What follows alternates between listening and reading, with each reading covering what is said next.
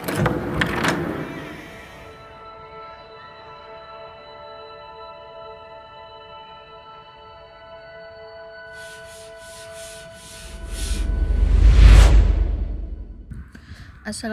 warahmatullahi wabarakatuh. Kami dari kelompok 12 yang beranggotakan saya sendiri Nelly Sabrina Korni dan juga rekan saya Adam Muktadir.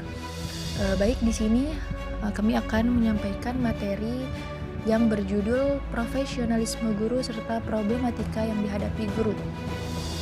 Makalah ini kami susun untuk mengeksplorasi bagaimana sosok guru seharusnya berperan di era pendidikan modern saat ini. Mengapa sih tema ini sangat penting? Karena guru adalah ujung tombak pendidikan. Berdasarkan Undang-Undang Nomor 20 Tahun 2003, tujuan pendidikan kita adalah mengembangkan potensi peserta didik secara aktif. Namun, realitanya profesionalisme guru di Indonesia masih menghadapi tantangan berat, mulai dari perubahan teknologi yang cepat hingga masalah kesejahteraan yang belum merata. Apa sih pengertian dari profesionalisme guru ini? Pengertiannya secara definisi, profesionalisme guru bukan hanya soal mengajar, tapi merupakan sebuah komitmen moral dan keahlian khusus dalam mendidik. Yang hal ini diatur kuat dalam hukum kita, yaitu terutama pada Undang-Undang Nomor 14 Tahun 2005 tentang guru dan dosen, yang menegaskan bahwa guru adalah pendidik profesional dengan kualifikasi tertentu. Kemudian ada 4 kompetensi utama. Jadi, untuk dikatakan profesional, seorang guru harus menguasai 4 kompetensi yang sesuai dengan Permenkes Nomor 16 Tahun 2007. Yang pertama yaitu pedagogik.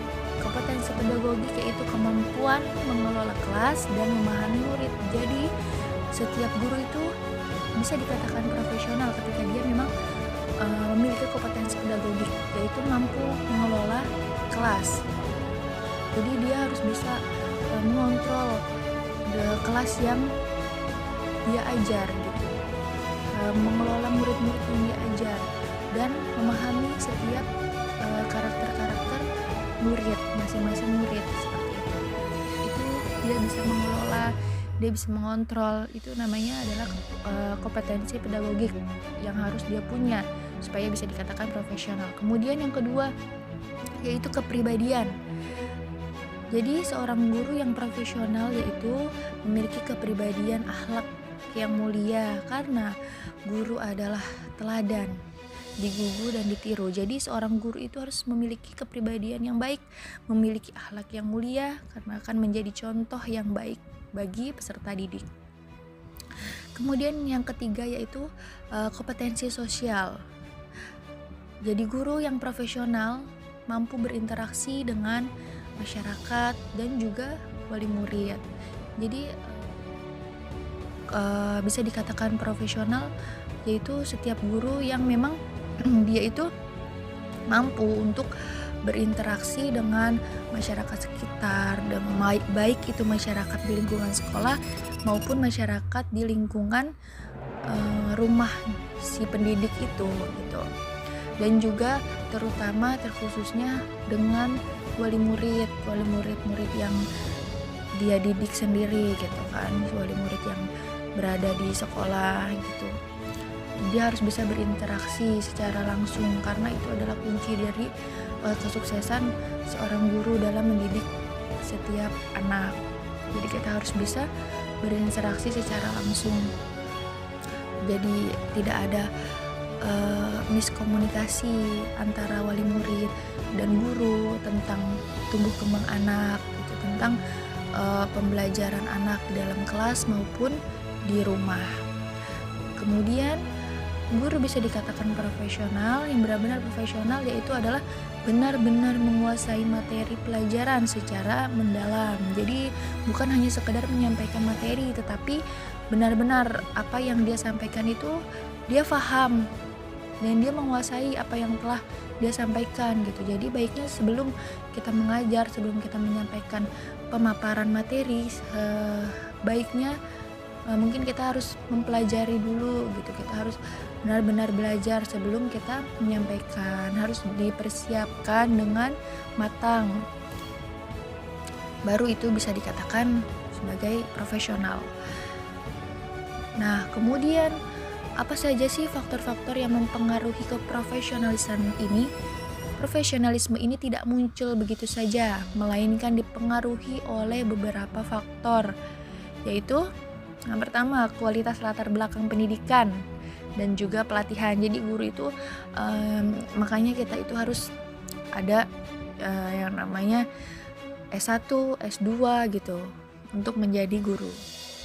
Makanya pada zaman saat ini menjadi guru itu wajib pendidikannya itu sampai tingkat minimal itu S1, karena itu untuk tameng kita sebagai guru, untuk standarisasi kita sebagai guru, agar kita bisa mencapai nilai profesionalisme kita gitu. Jadi kita harus melihat latar belakang guru tersebut, dan juga tidak lupa dengan diimbangi berbagai pelatihan-pelatihan yang bisa diikuti oleh seorang guru gitu, seperti pelatihan-pelatihan